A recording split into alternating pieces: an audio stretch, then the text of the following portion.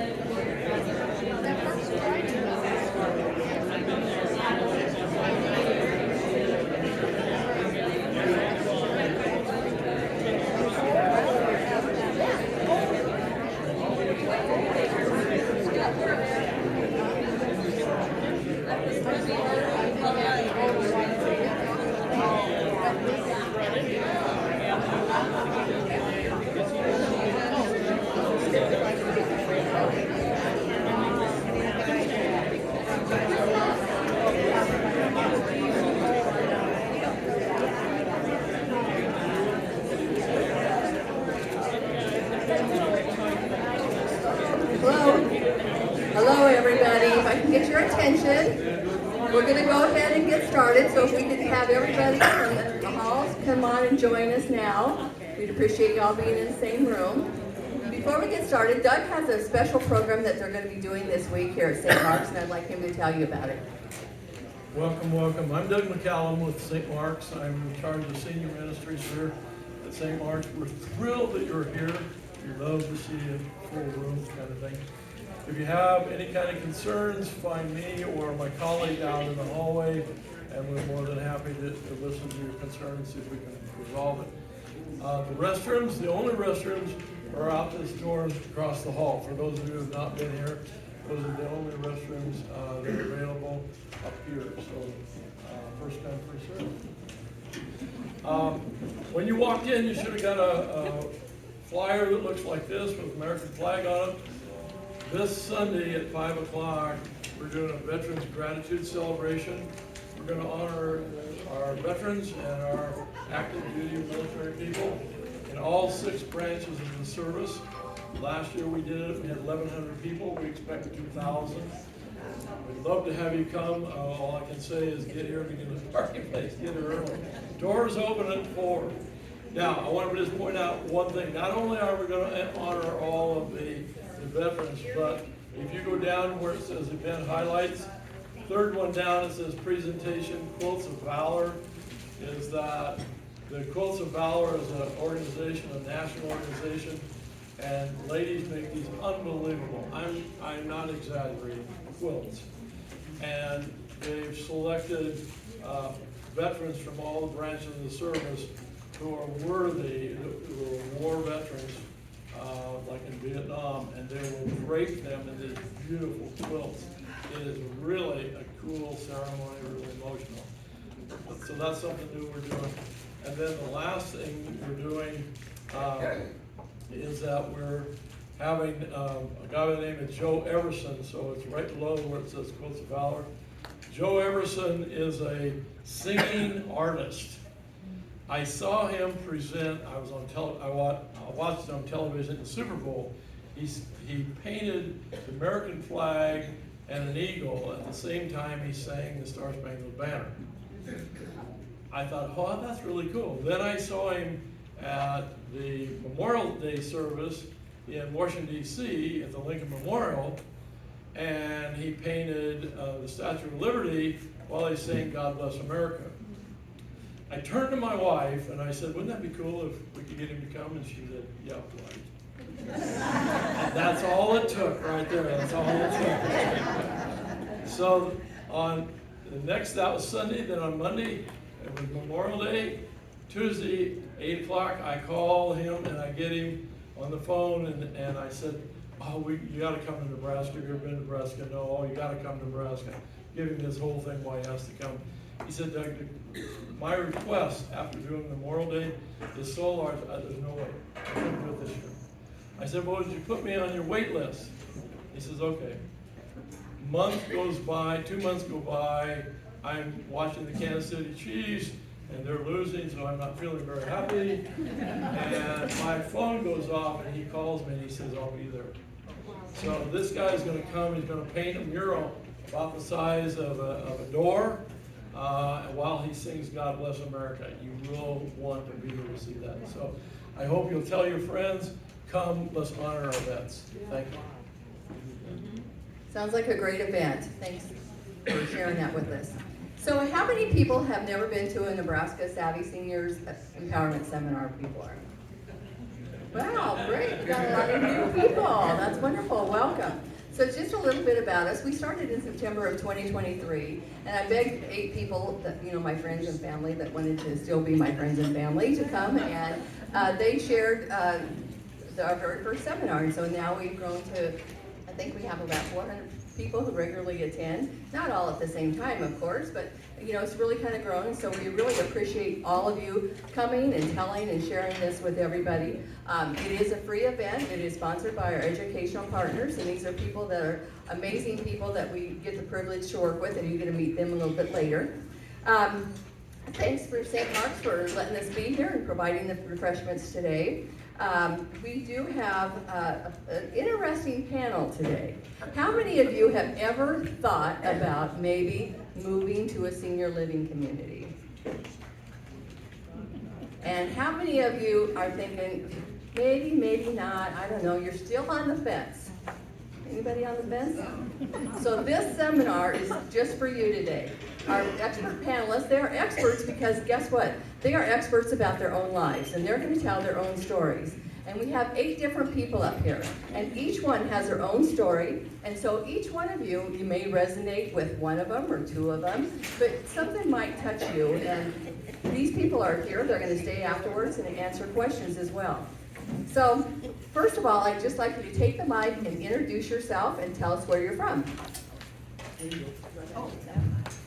Hi, I'm Dottie Shapiro. I'm from Lincoln. I've been in Lincoln since 1970, so I guess you'd say I'm a long time. Came from Omaha, came from small towns in Iowa. Robert Shapiro. I also have been in Lincoln since 1970. Consider myself a long-time citizen of the community. Hi, I'm Donna Sutton.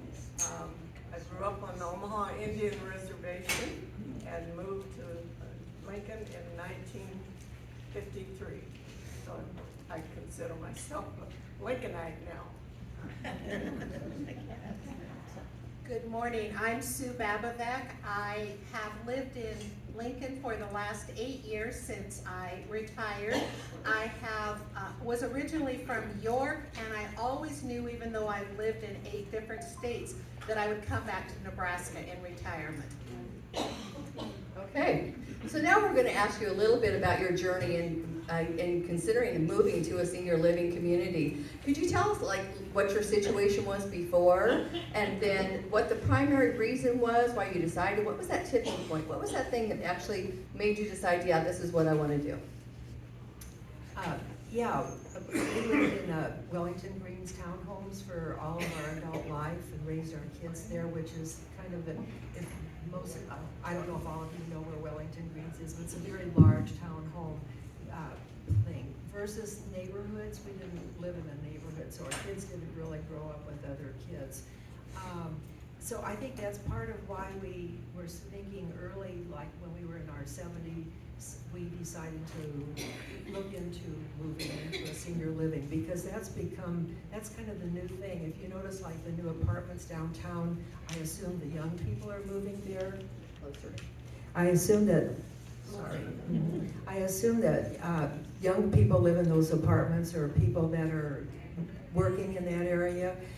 It's the community living, and it reminds me of this kind of thing. If you enjoy coming and seeing one another at these functions, this is what we live with every day, eating, moving through the hallways.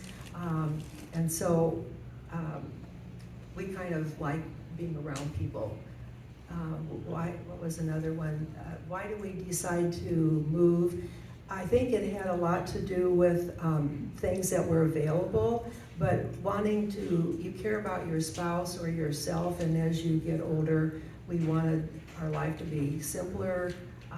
We wanted to have a life that would be interesting to us, and kind of figure out where we were gonna go and simplify, get rid of things that we, not only things, but your life, your house, your estate, your, you know, lots of things of that nature.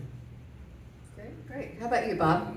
Well, I didn't know exactly how the flow would go here, and so I made my own presentation. That's okay. I'm just gonna go ahead with, I assumed that after all the questions had been asked, that you had made your decision. And so as a man, I looked at the financial situation. You know, I had heard senior living communities are expensive. And here you go through the process of selling your home, and now you've got some money to invest. And you're looking at the senior living communities, and there are a number of them available here in Lincoln. And then you have all kinds of choices, whether you are going to rent or whether you're going to buy in, and so on and so forth. And so what we live at is Eastmont, and they have different contracts over the period of years. And so we looked at it, and you buy in, and you think, well, I'm owning it, but you're actually not. It's kind of a hybrid, because they will give you 80, or Landing gives you 90% back when both of you are gone. And you know it's a hybrid because you don't pay homeowners insurance, you pay renters insurance, which is a lot less than what you were paying before. Now, when you are bought back out, you don't share in any appreciation that might have taken place through the years. But then, when you are looking at what it costs you on a monthly basis, what I did, you had to look at what is it that I'm not paying for anymore that I used to pay for. And so you're not, these are things you don't have directly because you're paying one monthly fee that covers a lot of it. But you no longer pay property tax. You no longer pay homeowners insurance. You're not paying utilities bills. You're not paying maintenance bills. You're not paying to have the yard done or the snow shoveled. And if the appliances fail, which they do, they are replaced for you. Now, with the, our place has the continuum of care contracts. So you have independent living, you have assisted living, you have memory care, rehab, all of these things. And so you're considered a medical facility, and therefore a portion of your annual expenses and your buy-in expenses qualify as medical expenses. Usually runs between 20 and 25% of what you've paid in annually. And you also, you no longer, you don't have to have food costs. I mean, for Dorothy, it was, you didn't have to plan a meal, cook a meal, or clean up after one. And then there's a lot of activities and a lot of entertainment provided. And so after all is said and done, it turned out, we found that the senior living community was more affordable than it initially appeared. Good. Some great points there. You didn't have to clean up after dinner. I like that one. Hi, for me, he really gave facts.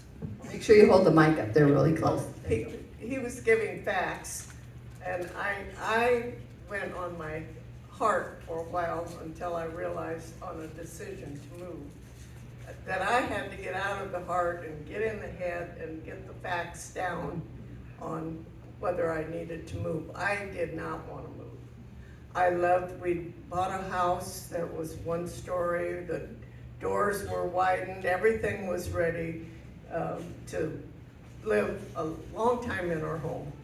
And I loved my backyard. I loved the birds, the animals. I thought, I do not want to do this. But when I really sat down and my husband had been ill, and I was getting worn out. So we had about 3 years of illness, from hospice to name it, but he got off of hospice and recovered, and he just said to me, I think while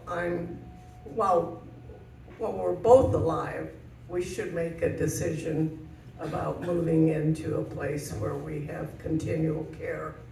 And so I decided I'd go along with that. But it wasn't an easy choice. And I think oftentimes we stay in our hearts because it's home. But anyway, we made the decision. I had visited many places and people, and I, because of that, Lincoln has so many wonderful places to live, and it's quite a choice for you. And for us, we met a young man that just became like a son. He'd come and talk and take Steve places, and well, we fell in love with him, and I had been visiting this place for probably 10 years, and many other retirement areas with people who didn't have anybody to come visit, so that was my charity work. And so I decided I did not want to move where I knew everybody. I wanted a whole new life. It was going to be a new life, and I was going to make it good. And so we moved where I knew one person, a PEO sister, and I've met 200. And they're from all over Nebraska, and I've had interesting conversations with so many, and it's been a wonderful journey, much to my surprise. But I needed a place where I could be outdoors. I needed, I'm an outdoors person, so I needed to find a place that had courtyards, and so I could have my birds and my squirrels and so forth, so on. So it wasn't an easy decision, but it was the right decision for me, for us. And Steve died 6 months later. So it's been perfect. And the other thing was looking for a place that had a lot of beds in the assisted living in case we needed to go there. Some do not have as many beds, and where I am now, I do. And that was important to me. And then we have memory care. So thank you very much. Where are you? I'm at Legacy Estates on 72nd and Pioneers. And the journey has been, it is a new life. I've made it a new life, meeting new people, experiencing they have all kinds of activities, and I'm not here to sell you on the idea of where to go, because that's really individual. There are wonderful places, and it's where you feel like you fit in best. So if I can help, afterwards I'll answer any questions you want. Thank you. Great, thank you. As I said, I knew I would come back to Nebraska, and I thought Lincoln because of the airport. My children, my 2 daughters and my 4 grandsons all live far away. They live in Green Bay, Wisconsin, and in Anchorage, Alaska. And it turns out I don't fly out of Lincoln anyhow. I fly out of Omaha. But thank goodness for Amalink, at least, because it gets me right there and back and so forth. But in the meantime, prior to retirement, I had worked for 10 years at a CCRC, which Bob just spoke about as a continuous care retirement community. So I assumed I was going to move into a facility very similar, so I only had one move to make. I'd be independent living when I retired, but then if I needed, there'd be assisted living, healthcare, dementia, whatever I needed. I visited lots of places, and 8 years ago, there was not a place in Lincoln that met my particular needs.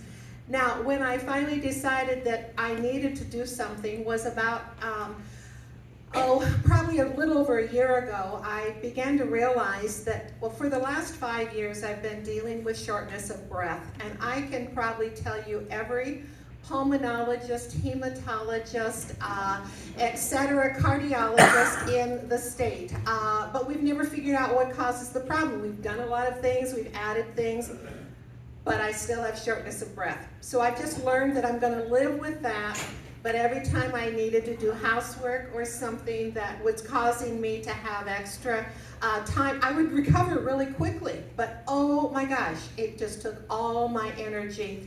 And then I've always known I had a curvature of the spine, and guess where arthritis sits in? Sometimes when we get old, we have to realize that there are challenges. But I kept remembering in the back of my head what I would hear people say as they moved into Peabody Retirement Community in North Manchester, Indiana, which is where I was for 10 years. And they would say, why did I wait so long to do this? Why didn't we do this when we were both a couple and could enjoy the time? Why did we wait so long?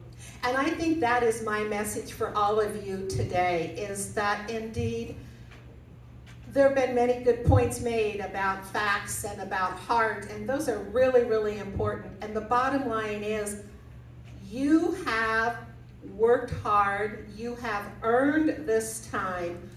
Allow yourself to be pampered for a little while, and if that means you don't have to wash the dishes after dinner, and you don't have to do the housekeeping because someone else comes in and helps vacuum so your back doesn't hurt so bad, go for it. Okay, so we're gonna come back to you, Dottie. We're gonna talk about the first step that you made when you decided to move. What was that? You made the decision, okay, I think we need to do this. Where did you start looking? Did you look online? Did you ask people? Did you look in the yellow pages? What prompted you to start looking there? Well, we live at Eastmont, and they were going into a whole new development way south of town, and so we were on the list, and getting on the list is really good. So that led us, I think, then down the road to paying attention to the new.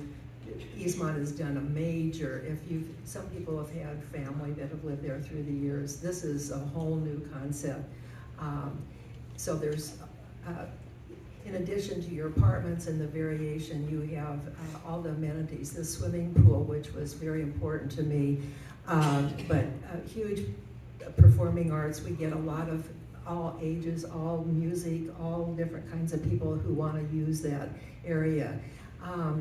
So that kind of is how we started looking around. But, you know, we had friends all over. I think the point has been made very well. You have to go look at places to find out what meets your needs. There's all kinds of things that are available. It isn't important where your friends are because you meet people. It's just part of being social. And you're not at your home anymore. You have constant, almost, you just have good friends everywhere. We're all on the same stage, and that is really reassuring. You learn from one another, you support one another, you love to hear their stories, just like you're hearing today. What is it that, and everybody has an interesting story. And so we just kind of came by it naturally. We probably were some of the younger ones, and we made it by choice. We did not have anything that said, you really need to get very serious about this right now. And so I think you'll hear different stories.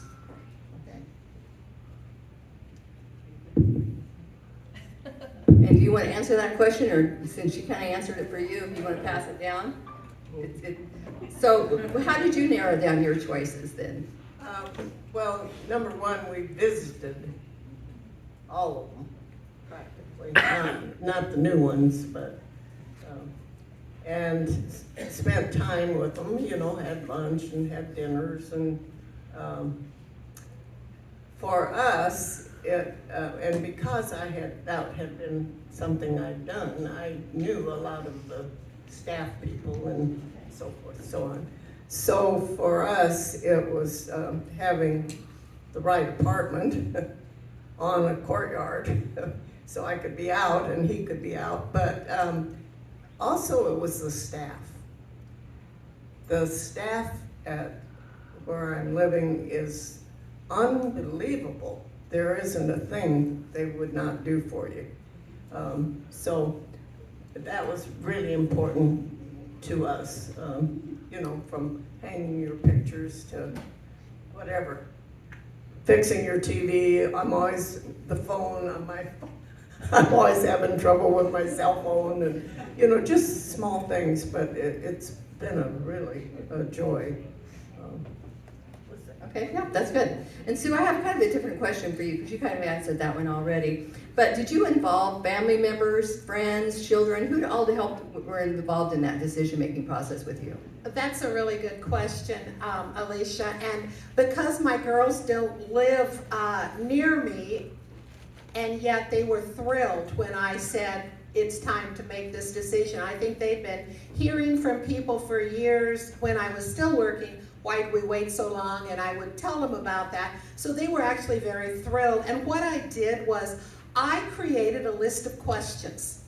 And they were probably not the typical questions. Ask Carla, because they were unique.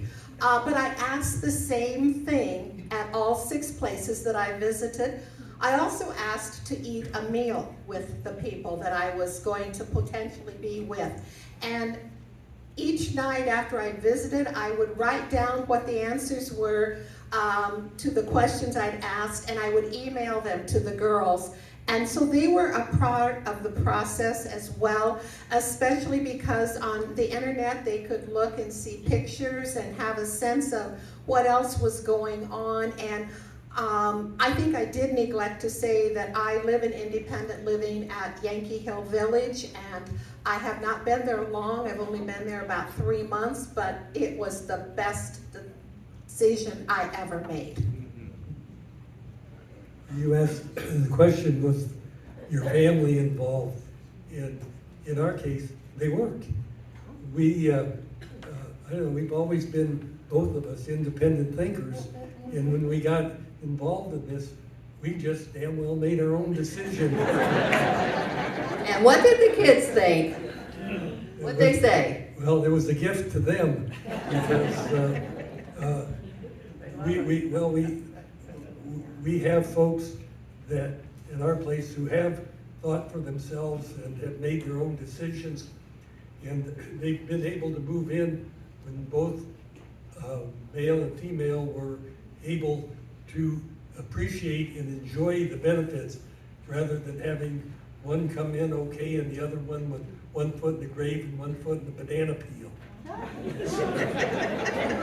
Those are his old jokes. Oh, they still work. They still have fun. We're going to talk just really briefly about the downsizing process. And for you, there's a lot of challenges of what you keep and what you give away and what you donate.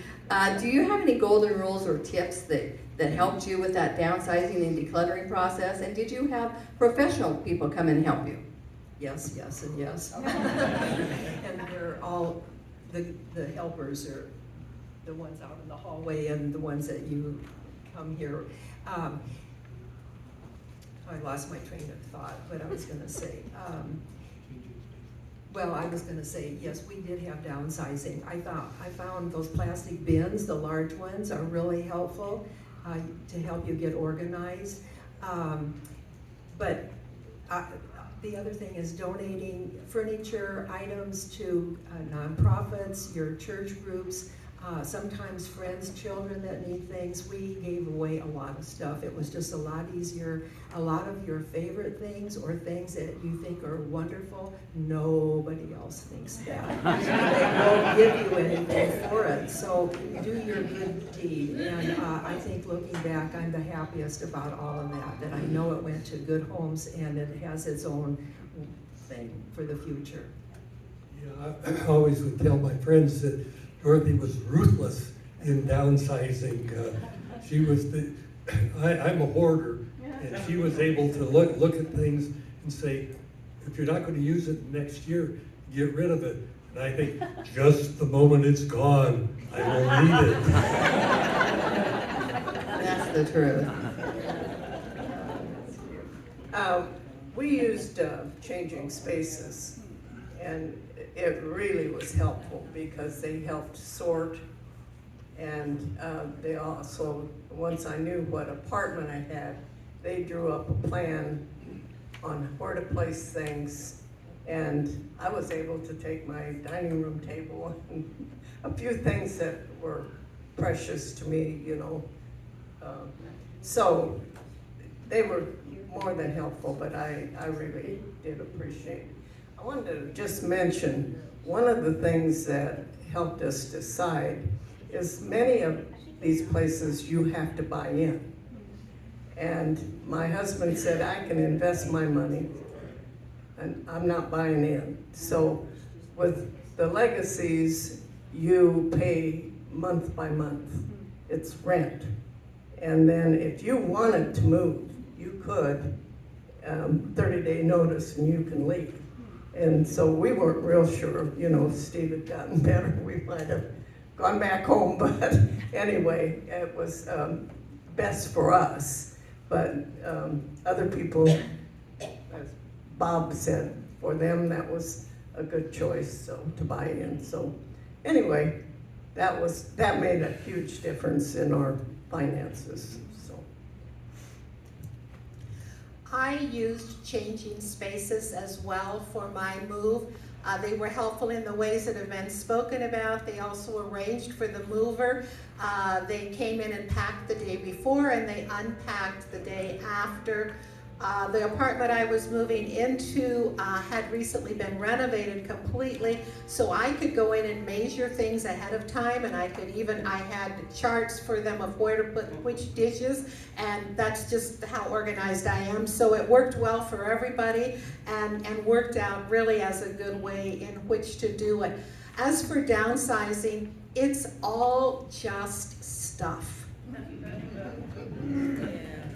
Okay, now that you're all moved and you're all settled in, looking back, what tips would you give, or what piece of advice would you give to yourself if you were pre-move again, or to somebody here who is on the fence about moving? What would be your biggest piece of advice that you could give, or maybe do you have any regrets? Either one of those questions. Absolutely no regrets, period, unconditionally. But you know, do you remember when you first picked out your first college or place to work or house, the first house you bought, which neighborhood, and all of that kind of stuff? This is just another stage of life. And when you see it that way, it's very positive. You want to pick a place, you're just going to kind of go back to the earlier years in many ways, but it's really important to be thinking, you don't, it's not like you're leaving your memories and going down. This isn't like old people's homes anymore. This is the new kind of thing. In fact, I think this way of living is really appropriate for all single people or that are looking for a way to belong in today's world. And this is a perfect thing. And the kind of apartments you walk into a place, you're gonna know right away if you feel the energy, the feeling of being friendly, or that you belong here. And then there's so many different choices as have been mentioned. So you really, and it costs nothing to go look. That's the big thing. Everybody wants you to come and see the marketing places. There's no obligation. I don't think any of these places have any obligation. But until you get in there, you really don't even know what we're talking about. So stop by these places, go in, get the feel for them, and know that this is a new stage for you, and there's so many neat things about it. Camaraderie is huge. Support, seeing other people of all ages that are either old, but they don't act old, they don't look old, people that are young that look old and act old, and then there's you, and you are very vibrant. Well, we moved when we were in our 80s, and I was 83. My dad died at 57 with a heart problem, so I reasoned that I was just going to God's holding pen for a little while, and then I'd be gone. But then we got there, and they stress exercise, they stress nutrition, they stress the socialization and the community element. And then I looked around, and all the 90-year-olds around, and joining the 90-year-old club is really a goal to aim for. And I see all these really healthy people at that age. My friend is 102, and we were talking about the lady that's 111, and I told her, I said, if you make it 111, I'll throw you a party. And she says, if you're here.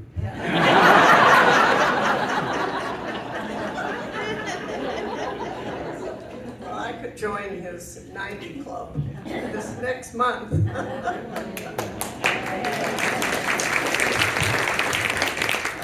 What was the question? On the flip side, what would you give for advice for people who might be still on the fence, and do you have any regrets? I would give the advice I just mentioned before. Get out of the heart and get the facts written down, and pro and con it. And I think that's huge, because particularly it seemed like with women, they had a really hard time, leaving this or leaving that. And I just said, you've got to just make decisions on facts, not your heart. But I probably would have taken a few more fun things for my shelf that I have. Everybody's kind of a little thing. Every holiday there's new little things, and I gave most of my things away, so I'd probably do that. But one of the things I do every day is write a grateful list. And I am so grateful for health. I mean, I do a whole list, good and bad. It's just important to stay positive. And negative people tend to die later, much later.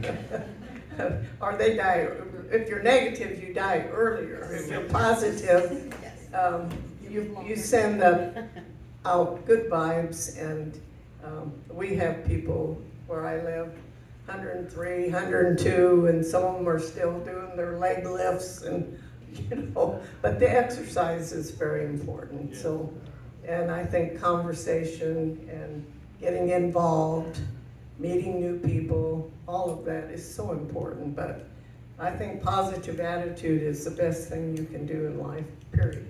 One day at a time. Great, thank you.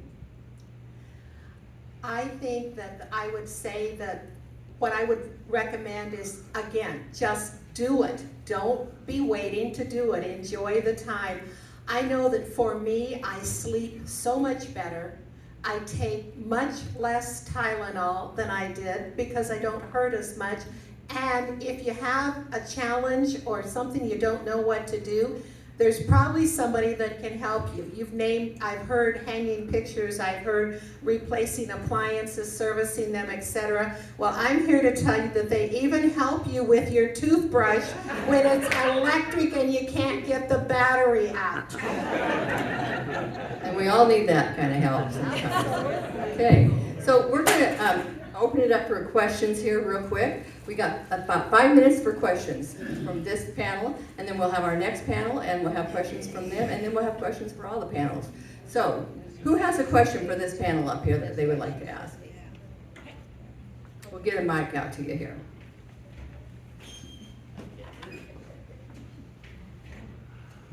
I can speak loud enough, I'm sure. I had a question in the variety of services offered. Do different facilities kind of offer different things, or are they pretty similar? I think they're very different, based on a whole variety of things, when they were built, how big they are, what their mission, their purpose is, kind of thing. That's why it's good to go look around and see. And just walking in the front door of any of these places will tell you a lot, and everybody's there to be helpful.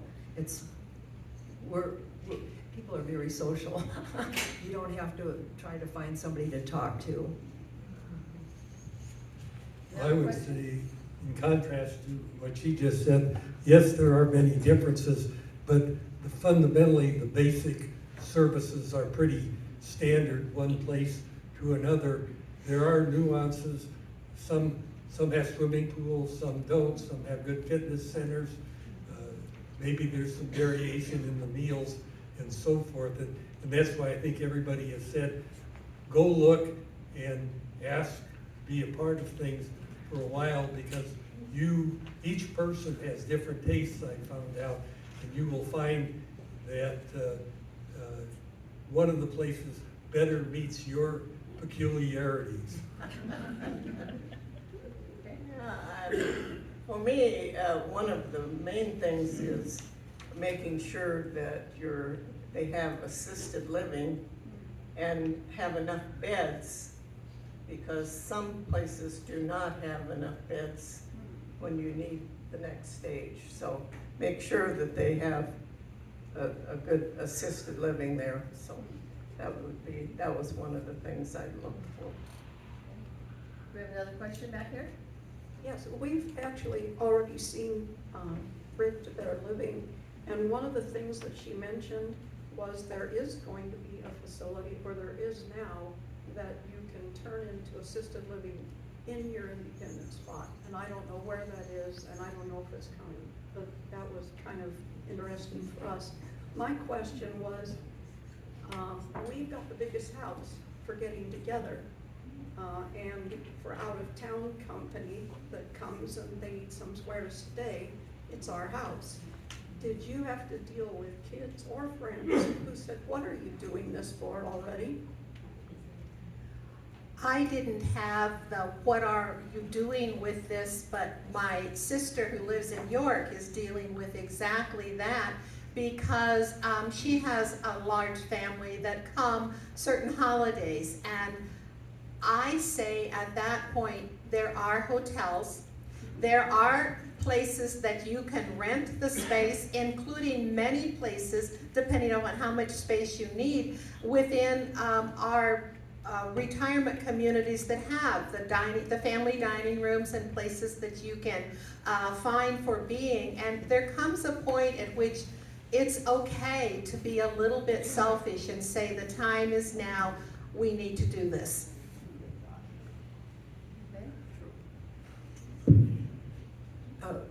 Eastmont has a lot of open spaces too, so sometimes families meet, not in their apartments, but, so there again, the layout of all these places, it varies.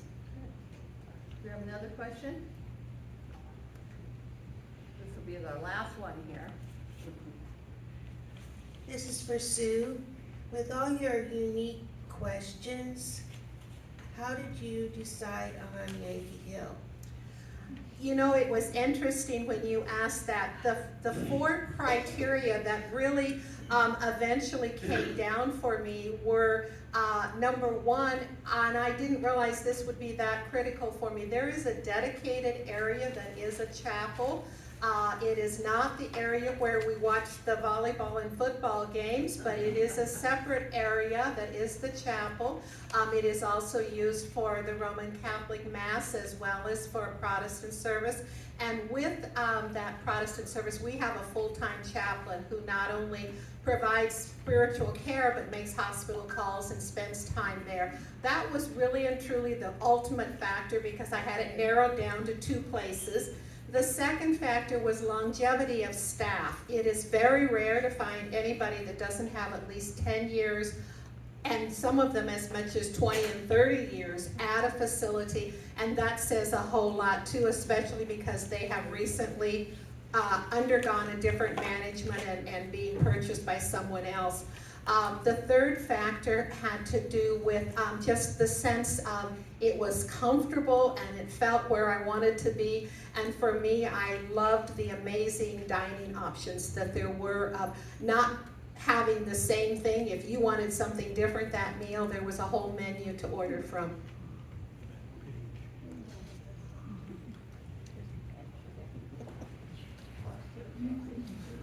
Okay, who learned something from this panel today? Raise your hand. Let's give them a big hand for sharing their story. Thank you so much for sharing. So we're going to take about a 4 or 5 minute break, and then we'll be back with our next 4 guests, okay?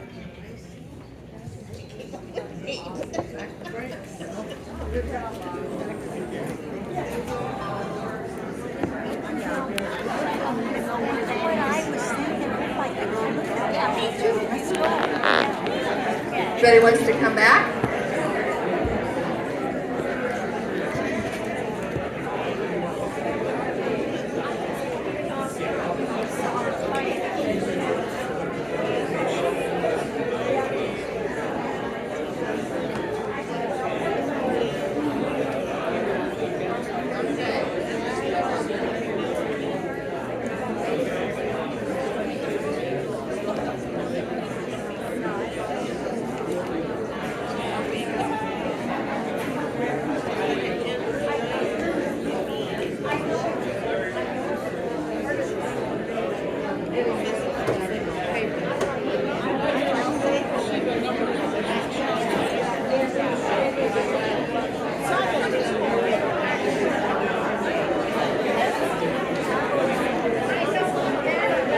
Okay, we are going to get started.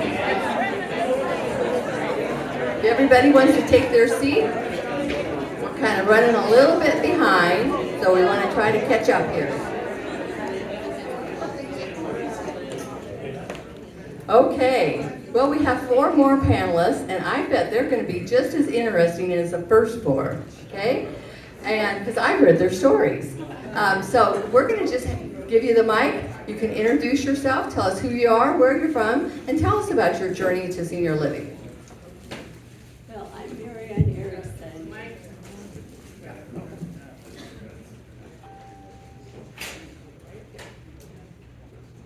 Okay, is that better? Can you hear me? Yeah, all right. I was a teacher, so I had a big voice, but anyway, by the way, that's a mighty hard act to follow. Those 4 people before were great. So as I said, I'm Mary Ann Erickson. I grew up on a farm in near Minden, and then came to Wesleyan, and that's where I met my husband, and we've been married for 65 years. So we made a lot of decisions together, and but we lived in a home where we raised our children. It was a 2-story house, and we had 3 children. And when we became empty nesters, why we decided that maybe it was time to do something a little bit smaller. So then we built a townhome, and I thought, well, if we live here 10 years, that'll be great. But we lived there 20 years. But interesting enough, 10 years ago, we decided to look for a retirement home. But we're different than a lot of people because we didn't look far. Because other than Dorothy, we went to where our friends were. And, and I might say that our 3 children, one's in Denver, one's in Michigan, and one's in Washington, D.C. So, where do you go? So, we had these good friends that were living at the Landing, so we decided to go over there and take a look. And we knew how happy they were. So we signed up, interesting enough, 10 years ago. And, but then in that time, when we signed up, we told the kids, and our son said, is there something you haven't told us? And I said, no, we want to go where we want to go, and not where you have to put us sometimes.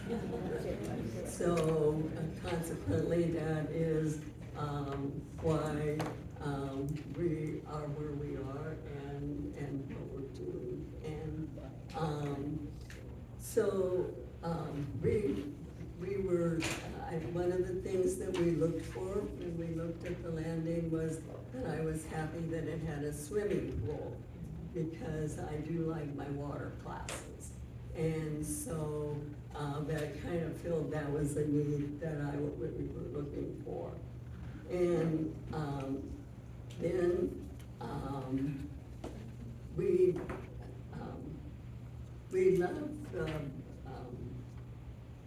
well, and so more, okay, oh, is that better? Okay, all right.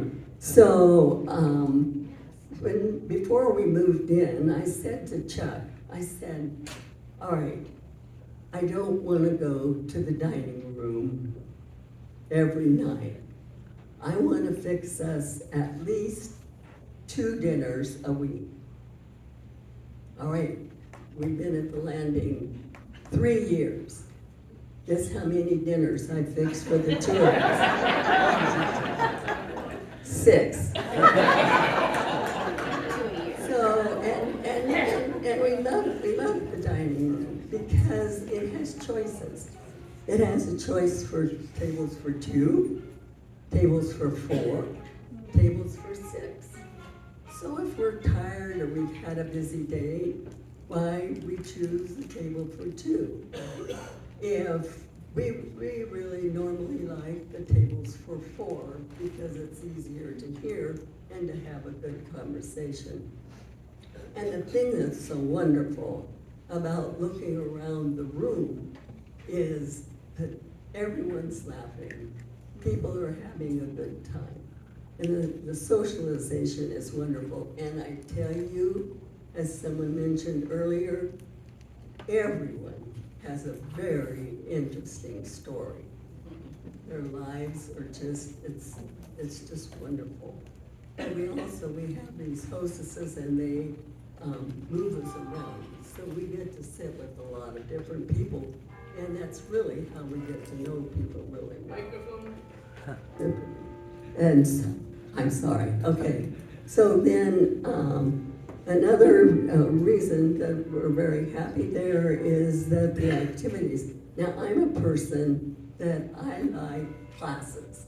So I do water classes, I mentioned earlier, and you know, several other classes. And Chuck is one that he likes to go down and do his own thing. And so, but interesting enough, a couple of weeks ago, I went to my internist, and my internist said to me, Marianne, you are doing better than you did 3 years ago. Wow. Yeah. I didn't ask her. She offered it. Yeah.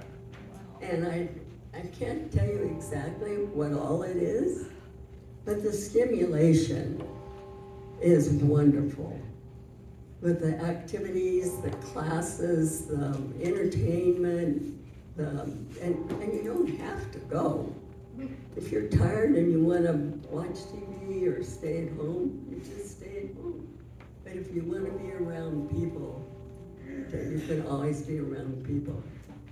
And I will say that our children have told us that it was the best gift we ever gave them, so that they know that we're happy, that we're safe, and that if something happens, we have additional places that we can be. Great, thank you so much. I'm Chuck. She's my better half, and we've had a good, interesting marriage over the years. A lot of things have been said that I can say. I don't want to be redundant, but I do want to make a few points and maybe build on some of those things that I've already mentioned. I think we've had a philosophy from early in our marriage to think ahead. So we knew we needed to take vacations, being in a pressure environment as a pediatrician, night call and so forth. So we had purchased a condominium in Colorado before we had furniture in our living room. We have funeral plans. We bought a funeral insurance, so our funeral's covered. Mary Ann has been very frugal in spending, buys clothing on sale, and so this has given us some economic power. And finally, neither one of us wanted to live in our home, even though it was a great place, right before we moved to the landing. We didn't want to live there alone. So those are important factors. Now, this has been alluded to, but the book, not this book, Atul Gawande wrote this book, Being Mortal, in which he criticized, or he encouraged people to be able to stay in their homes. And there's something to be said for that. But what he's looking at was the lack of independence that you might have, the regimentation of how everybody having to go to the dining room at the same, and you lacking this freedom to go to the dining room within hours. You had your choices. You had a lot of choices. You could stay in your room all the time. Now, or you can go out and do things. So that's it. That's a rebuttal of that book. And here's the thing: Vivek Murthy, the former Surgeon General, many of you know this, has equated loneliness as being a higher risk factor as smoking and obesity. And so if you can stay in your home and not be lonely, okay, but you don't have any loneliness where we live in these communities, in my opinion. And I think there's some evidence that people live in stimulating environments live longer. So I like the idea, or I have the saying, this is like being on an ocean cruise, because it's so much fun. The final thing I would say is that you can move into a retirement home to die, when you're aging and you're crippled and so forth, or you can move in to live.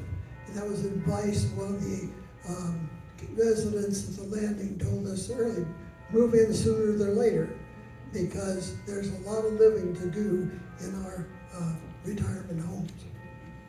Great. Carolyn, how about you? Tell us your story. Introduce yourself, tell us where you're from. Okay, I'm Carolyn Burgess, and I am originally from Julesburg, Colorado. And Hold your mic up a little higher, Carolyn. Carolyn Burgess from Julesburg, Colorado, and I kind of have a different story because I haven't been here in Lincoln all my life, but I've been, we lived, after I got married, we lived in Hawaii, we lived in Long Beach, we lived in Los Angeles, and finally we got back to Nebraska, and eventually I got a job here working for the Lincoln's NBC, National Bank of Commerce, and I was working with banks from the time I started working back in LA. I worked for a bank, and so every place I've lived, I've been in a bank. Well, that's fine and dandy because it's good, but when I got to working with Nebraska's National Bank of Commerce, then they decided to sell to Wells Fargo, and they didn't need us, the computer company. So they sold us to somebody in Paducah, which was an interesting step, and it was interesting meeting everybody, and I began to be able to travel a lot to Arkansas and Florida and every place and meet people. And then I had bought a townhouse back in 1990. It was a 2-level townhouse, and my boys had both graduated from high school and both had graduated from college, and I decided I didn't want to stay in, that's a big townhouse, I don't want to stay there. And it was kind of a decision happily made for me, kind of. It was all, my house was paid for, but in 2024, I received my real estate tax statement. And I had been looking for a smaller house or an apartment. Apartments now are just as expensive as a house payment. So when I got that tax statement, I thought, I'm gonna have to do something. I mean, I could afford it, but I didn't want to pay all my life on these taxes. So I started looking for a smaller place, and I got a hold of Alicia, and we started talking about selling my house. And I thought that was a big concern for me. Was it gonna sell? Was I gonna get enough money to live on from then on? And so she was really very, very helpful. And the day she was gonna do a video of my house, it was in January, and I slipped on the ice and broke my right wrist. And Alicia called me and said, I'll be there in 5 minutes. And I says, well, I broke my wrist, so I don't think we'll be able to do it. She said, I'll be there in 5 minutes. And she came and took me to the hospital and sat with me all day until they finally decided what they were gonna do with me. So I can never thank her enough for pushing me into selling that house, even though I was so afraid and so incapacitated with my wrist and everything. But it was a good move. The Yankee Hill is where I'm living, and they are so friendly. The staff is wonderful, the food is great. People have been so nice, and I'm in the younger generation, because most of them are 80 or 90, and I'm just turned now 77. So it's been a different situation for me. But I have made friends that are just older than me, and I don't care, because they have the best stories. You learn so much from people when you can sit down and visit with them. Everybody at Yankee Hill seems to have a connection to more than one person in the place, you know, and it's so fun to relate our stories and everything, and that's part of why I enjoy Yankee Hill. The other part is that it has windows. I love windows. If it's dark, I'm just, but now it's been so nice. The dining room is full of windows, the lobby is full of windows, the apartments have windows. And it's the best thing for me for what I went through with that broken wrist. And then I broke my kneecap. And so I was in kind of rehab still. But I pulled through, and I'm really enjoying Yankee Hill now. And I'm glad I did it. I don't have to worry, like Bob enumerated all the things that you really give up and what you really aren't losing money on, because what you're paying now is much better than if you pay $4,000 a year for real estate taxes or, you know, your utilities and everything. But I really enjoy where I am. The people are so friendly, and it's just been a wonderful move for me, and I'm glad I did it. Plus, I had a little dog, and I was afraid I was going to have to give my little dog up. And they have allowed me to bring my little dog. I paid a fee, but it was worth it because he's so much, and he's been so ornery.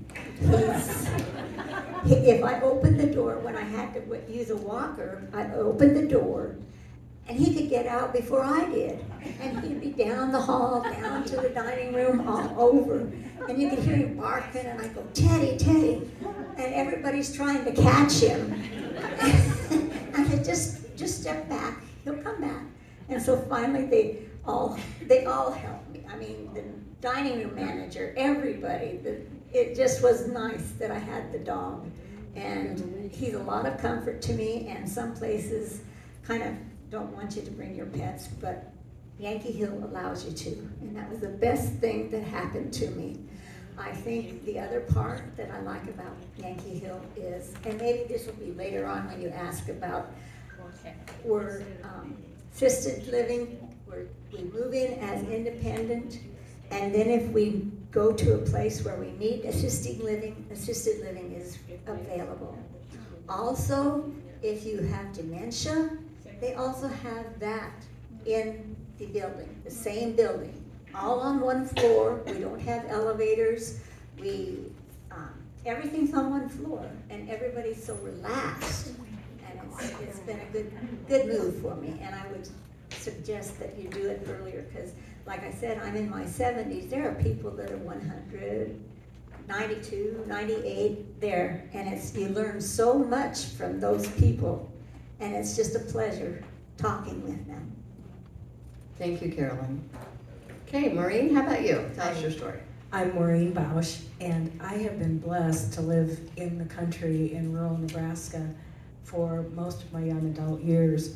Raymond is where I was able to raise our 2 sons, and then Holland. So the rural and the country has just been a part of who I am, which made my move very difficult because I was ready to move, but leaving the country, leaving the chickens, leaving the earth, it was just so hard. And I went for the first time to the Sage. I have a very close friend who was there, and the energy was just good.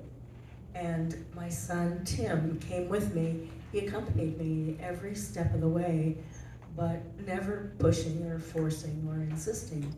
And I really surprised both of my sons with my decision, because when I first went to Sage, I knew that that was where I belonged.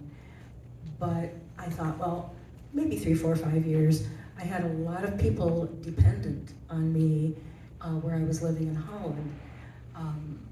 There was a homeless woman and people with gardens and people cutting wood, and that was one of the hardest parts about leaving, is there were so many people dependent on me. So I thought, well, 3, 4, 5 years.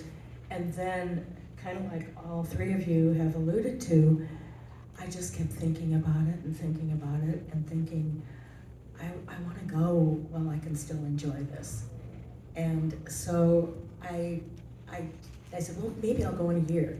And then all of a sudden I said, I think I'll go now. And both of my sons were just amazed. And like you pointed out, it's such a relief to the children that you're safe and that you've got a place. I brought an Australian Shepherd with me, and he would have been 15 in January. He died just about a month ago. And he was healthy right up until then. He became the community dog, and he would just run to everybody. We had a celebration of life for him, and over 40 people came. So he was part of the community for sure, and all our animals are part of the community. The other great benefit to me is we have a music group, and there's another lady, in fact a number of people. I've had a guitar for years, and I haven't really picked it up and lost my calluses, and but these people, we inspire each other. And so we practice twice a week. We practice, we've got guitars, ukuleles, maracas, tambourines, and our little group played Angels Among Us at the dog's celebration of life. So that was one of our first things that we did. We have a Bible study, and the intergenerational at Sage has been really, really important. The young people that are there with us, and it's Bryan Health Sciences students who are nursing and stenography and anesthesia. And so they bring this whole youthful perspective to us. And we bring, I think, a lot of wisdom and resilience. And I have been amazed at the resilience of the people, as you said, when you talk to people, and the things that they've overcome. So that's been good for the youth. And the laughing. I come down in the morning and there's laughter. Good. Well, could you guys just share if you had any like reservations initially about moving and what that was and how you overcame that? I better pass this on because I have no reservation. Ditto. I guess the only reservation I had was I was afraid financially if I'd be able to make it. So I visited with my financial advisor, and we talked about it, and he says he has friends that said they wish they had done it a long time ago. So it didn't take me that long, but then I had to talk with my sons, and my one son that lives here in Lincoln says, I'll be so much happier that you're in a place that doesn't have stairs, doesn't have problems with getting out on your own. And I really think that really was the last thing that said, well, do it, so. And as I said, my reservation was leaving all those people that were depending on me and leaving that country space. That was very difficult and probably always will be. I'm thinking a lot about home and belonging, and I don't know if you've seen that commercial on TV where Johnny Carson says, the Thomas Wolfe thing, you can never go home again. And he says that's probably true. If you expect to find home as it was, but you always carry home with you in your heart. And that's been probably the hardest for me, is leaving the country and leaving those people, carrying it with me in my heart. True. So could you talk a little bit about your downsizing? You all have big homes. Can you talk about, was it hard to let go of things? Did you have professional help come pack you, move you, or help you downsize? Yes, we did. Well, first we downsized from our family home, which was a 2-story home, and got rid of about a third, because it was a third smaller. And then when we moved into the townhome, then our apartment is about a third, or is about half of what that was, so we downsized again. We did use changing spaces, as was mentioned earlier, and they did all of the packing. They did, interesting enough, I had told them that I would like to move the kitchen. And they said, well, it will be the same price. And I thought, well, that's a no-brainer. And so consequently, if you really want to know the honest truth, I packed 1 box. And what we did is we went through the townhome, and I showed them, and of course we talked about it and looked at things, and then I told them what I wanted to take, and they had gone with me to know what we could move. And so and then I shouldn't probably say this, but the other stuff became stuff. And we asked our kids, do you want, what of this do you want? Well, they didn't want anything. Well, this, of course, when it was on sale, there were things that they wanted. So, and of course we kept those, but they packed us up.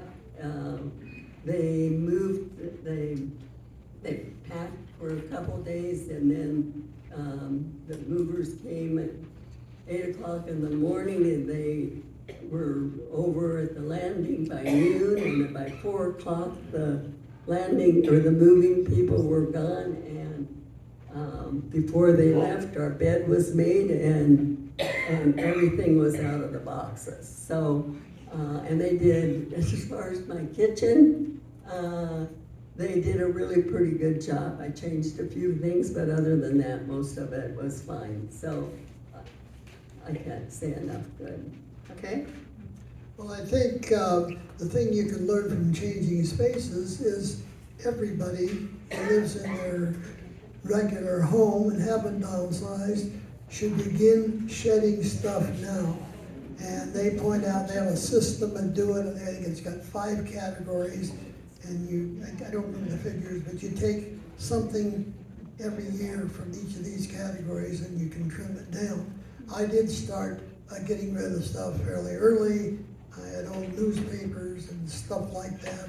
And you just have to say, I gotta let this go, because you won't use it, especially if you haven't used it in 5 years, you're not gonna use it in the next 5. That is true.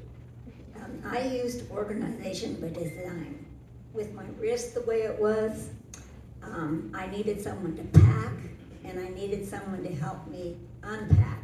So they were very good. They came early in the morning, and I had already tried to give away a lot of my clothes, but we went through things, and they organized it all. And by the time I got to Yankee Hill, they had already unpacked everything, and set the bed up and did all of that kind of stuff. So it was really, I don't know what I would have done without them. And Alicia, she just was, because I was so handicapped with the wrist, I couldn't do anything. So organization by design was what really helped me. I had a whole combination of, I needed a lot of help. It was 47 years in a large old farm home into a 1-bedroom at Sage. So I had changing spaces, and I was so touched by Janine when she did the initial interview because my cat was crawling all over her. And she just keeps on writing and saying, oh, it's okay, it's not a problem. And then there's one person assigned to you, and Kim just accompanied me, you know, saying, do you think you really need this? But no force or anything. So I had that help. And then my son Tim and I spent well over 20 hours discarding and sorting photos. So that was probably one of the most agonizing but fun because you go back and you haven't seen those for a long time. And then I had this woman appear out of nowhere, like my moving angel, and she says, I just want to help you for fun. And so she spent a lot of time with me, and then I gave away a lot of stuff. People came in. So it was a huge combination, and it actually took me about 1.5 years to do all that. It can take a while, so start early. So real quick, I'm just going to give you a couple of seconds to wrap this up. Is there one piece of advice that you would give to somebody sitting on the fence about whether or not they should move to a senior living community? Don't wait. I have nothing further to say. I think just do it. Just decide you're gonna do it and do it. And I would agree with that totally. When I went to the Sage, I was able to walk fairly well, and I'm not as strong, and I'm not able to walk as well. And I'm so glad that I got there before I really had more trouble, and that I'm in a place where I'm safe. So I agree. You know, do it as soon as you can. So I think there's a big misconception that when you go to a senior living community that this is the end, right? But there's so much more. This is just the beginning. This is just another change in life, and there's a lot of joy, and there's a lot of happiness, and there's a lot of life still to have, isn't there? So thanks for being on our panel.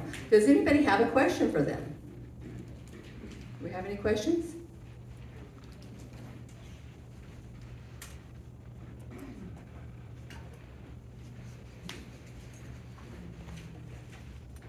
I've always wondered about the rent, about how much a month you had to pay. I don't know if that's something you want to talk about. Well, I know at the landing, one of the things that makes a difference in your rent is the size of your unit. And then, of course, for Chuck and I, we've added a second person. So then, of course, that increases with the second person. So, no, it doesn't double it. It's just, and that pretty much just covers like, well, the Thrive, the exercise, the meals, and of course he uses a little more electricity, so I'm sure that's put into it. Yeah, and some of those specific questions, you know, that's going to be hard for them to tell because every senior living community is different. They have different amenities and they have different price structures. So I suggest, you know, getting together and touring those and finding out which one would fit your budget. Any other questions? Yes, I have one. Where is the Sage? The Sage is on the Tabitha complex, if you're familiar with that. And there are assisted and skilled living all around us. Sage is the tallest building in the middle of that. There's 4 stories. And it's on 47th Street in between J and L, 420 South 47. And you probably mentioned this, but at the Sage, you cook your own meals. At the Sage, we have breakfast. And other than that, you're on your own for the other 2. For me, that works well because I think I would eat too much if I had 3 full meals. So, and the breakfast time at Sage, there's laughing, and the the smells and everybody, it's a good community time. Any other questions? Okay, we'll open it up for questions from our previous panel too, if anybody has any questions. Chuck, did you have something you wanted to say? Well, I just thought something. I remember my dad moved from his home to a place where there weren't a lot of activities. They eventually didn't provide meals, and he didn't do well until the last 2 years of his life. He moved into Gateway Manor. He was totally happy because he could get a free breakfast of coffee, toast, and orange juice. And he met people there that he loved, and he thrived for 2 years at the end of his life because he really missed my mother. Well, thank you. Thank you for this panelist. Let's give them a real big hand. I love hearing everybody's stories. Everybody's got a little bit different story, and they're all unique, but they're all really special. So thank you so much for sharing those with us. I want to introduce to you some amazing people that we have on our educational panel, and our educational partners could come on up. Now, you guys all have evaluations that are sitting on your table. We really appreciate you registering, and as we get bigger, it's going to be more important that you register so that we have a place for you, so that we have flyers for you. So please make sure that you pre-register if you can. And we do have these evaluations, and we're passing those out. And so what we'd like to learn from these evaluations is, how did we do? Did you learn something today? Did you make a new friend? What kind of information would you like? And there's also a place on the back where you can circle if you would like a free consultation with any of our educational partners. And I just want to give a really good shout out to our educational partners, because these are people, it's not easy to be an educational partner with me, because first of all, I have to vet you. I have to make sure that you're kind and sincere, and that you really do have a heart for seniors. And so those are my 3 big ones. But beyond that, all of our educational partners do agree to give you a free consultation the very first time. They agree to do the work that you've asked them to do. They aren't going to gouge you. They're going to stick to their estimate, and they're going to arrive on time, and they're going to show up. So that's a big thing, especially when you're talking about people that get working on your house. I know as a realtor, it's really hard to find good people that will show up. So these educational partners, they show up every month, month after month. And they provide different services to the seniors in our community. So when they introduce themselves, just listen to hear what they do, what kind of services they provide. And if you or somebody you know may need some service like that in the future, these are the people that you want to call, because they really have a heart for seniors, and you can see that they're here and they're showing up every month. So we'll go ahead and pass the mic.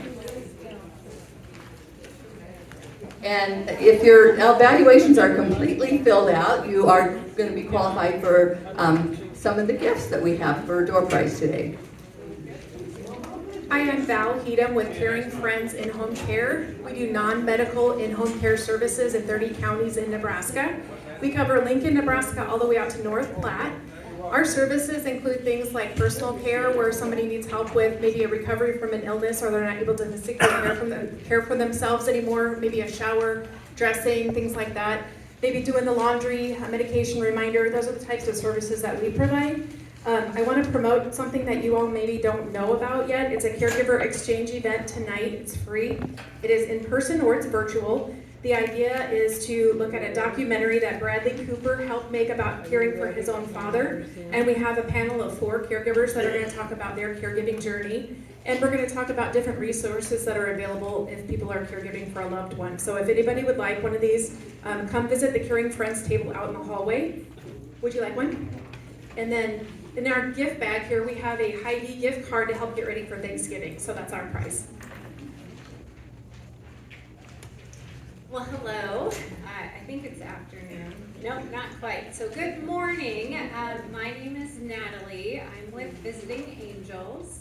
I started Visiting Angels 8 years ago, but I've actually been in the healthcare field pretty much my entire life. I started as a CNA in high school, and I fell in love with it. So Visiting Angels, we are a non-medical home care company. So we go in the home and help take care of older adults. We can do everything from personal cares, so helping with bathing, getting dressed, getting ready for the day, to also homemaking. So we can help with the laundry, we can help with the cooking and transportation and errands as well. My lovely gift, I have some wonderful chocolates from the chocolate season. It's a toffee and almond butter crunch along with a gift card to Scooter. So you can get some coffee and have some chocolates. Good morning, I'm Jose with R12. We are a primary doctor's office for people that are under Medical Advantage plans. So if you're looking for a new doctor, come talk to us. My basket is for the fall. That's all I got. Hello, I'm Bobby Hall, and I'm with Gateway Vista here in Lincoln. We offer independent, assisted, short-term rehab, long-term care, and respite services, and we also have locations in Fremont as well. So I brought a plant and a house care kit. I'm not sure how it all works, but I saw it and I thought it would be a good fit, so. Hi, I'm Bert Quindle, I volunteer with the Alzheimer's Association. I have today a warm fuzzy blanket, warm fuzzy socks, and a scented candle for relaxation at home. And let's give a big, wait a second here. We want to give a big shout out to Bert here. We have a coalition of aging healthcare professionals, and Bert was nominated and elected as the Volunteer of the Year. So let's give him a big hand for all he does.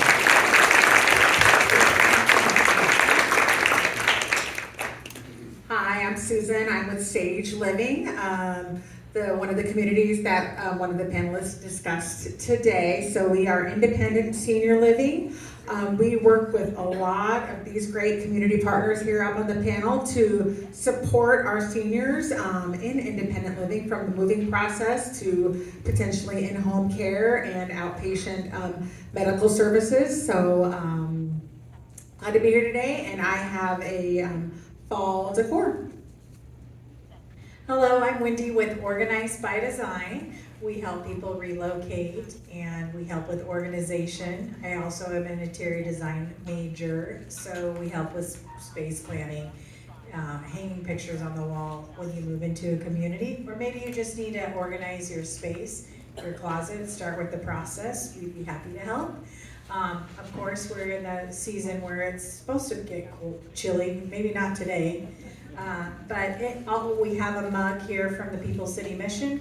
As a designer, I like to give back to the community. So we provide 2 decorated trees for the People's City Mission, the Starry Nights. So if you go through, not that I'm bribing you, but vote for our tree.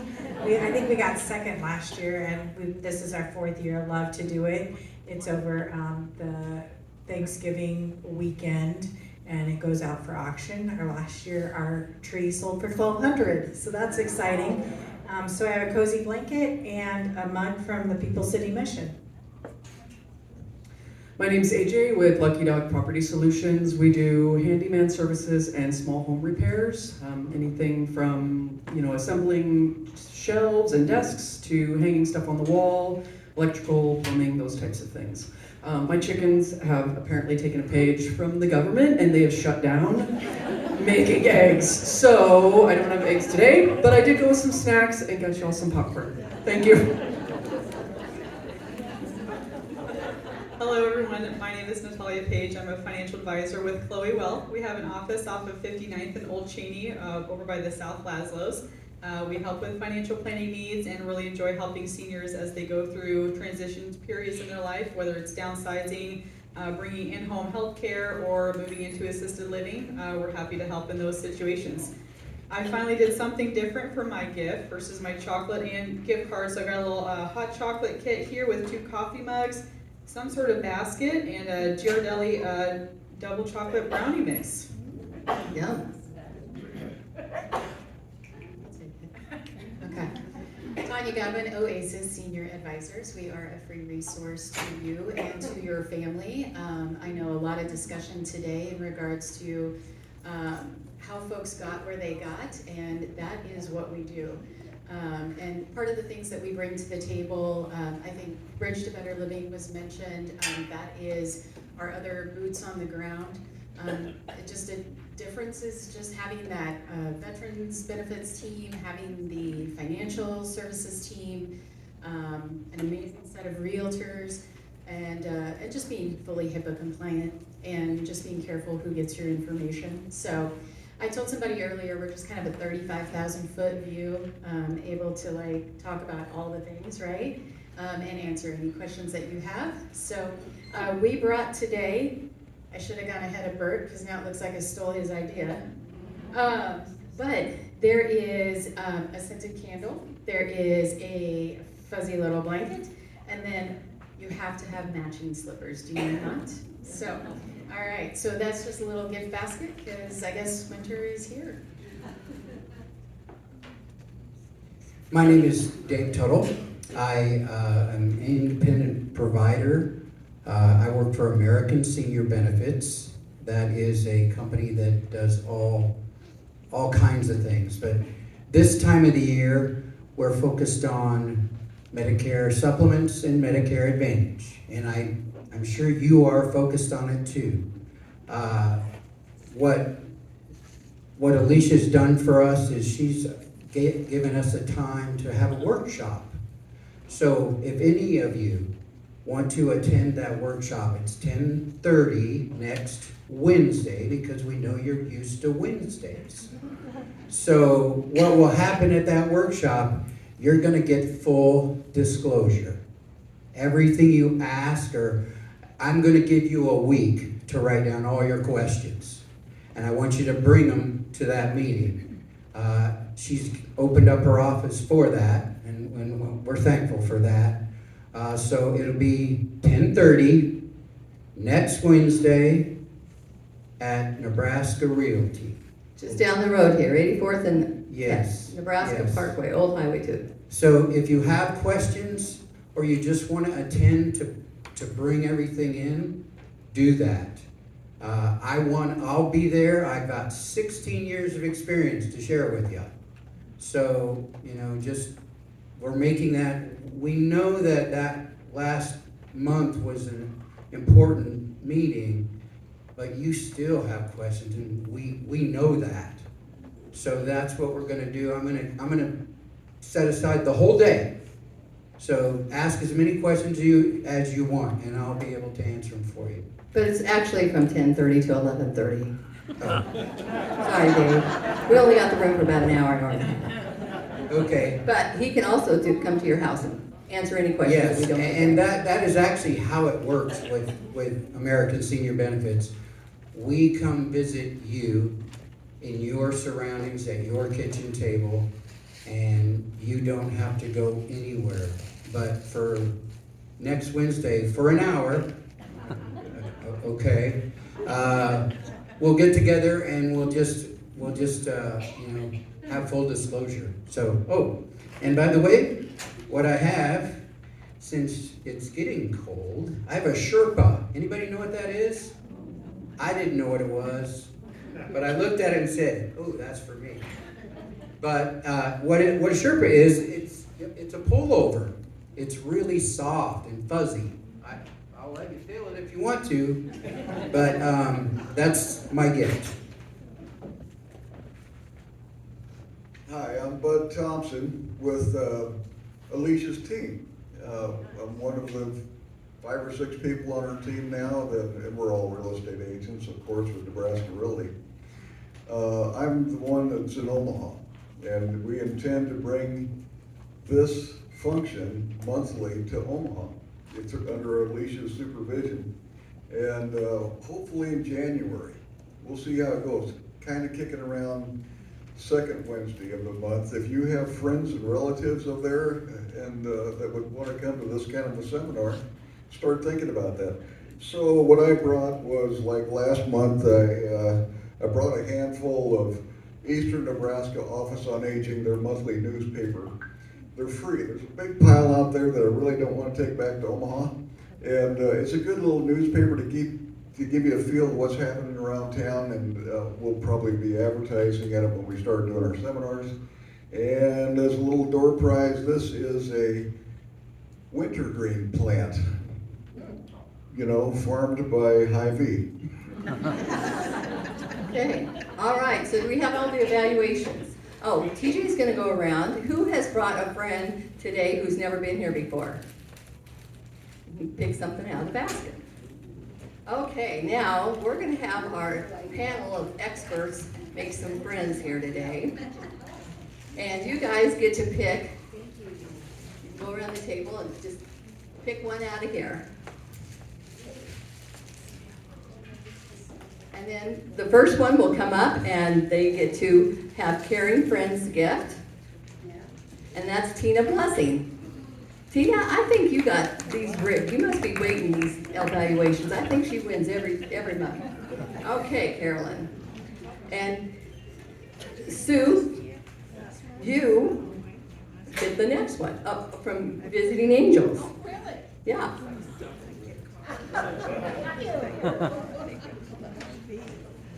And Marge McDonald, you get the one from Archwell Health. Where's Marge? Is she still here? She leave? Okay, we're gonna pick another one. Cheryl Pointed. Cheryl, are you still here? Okay. And JC Hammer, you get the one from Gateway Vista. And Marianne Whipple. Where are you, Marianne? Okay.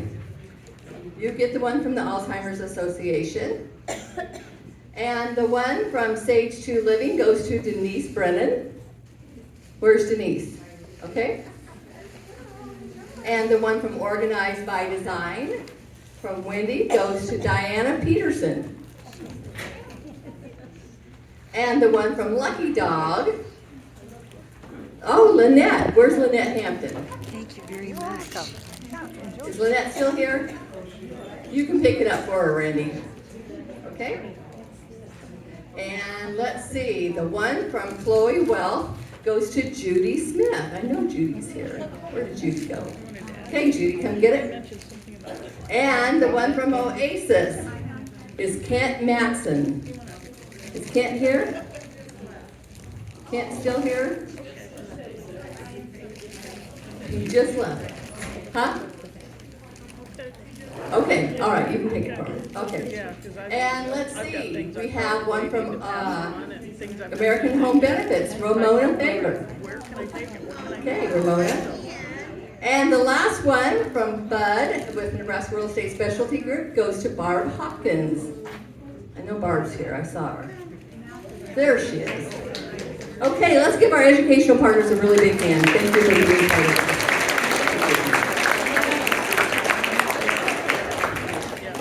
Okay, so that pretty much wraps up our seminar for today. I want to thank you guys for coming. I know it's warm in this room. Thanks for hanging in there. If you have any questions for any of our educational partners or any of our panelists, feel free to go up and they'll be able to help you. Thanks for coming.